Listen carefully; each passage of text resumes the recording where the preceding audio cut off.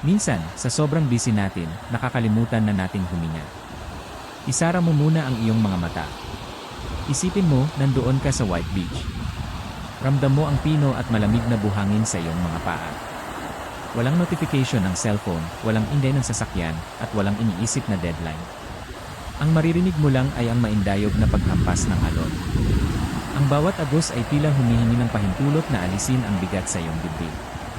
Sa loob ng 60 segundong ito, ibigay mo ang oras na ito para sa iyong sarili.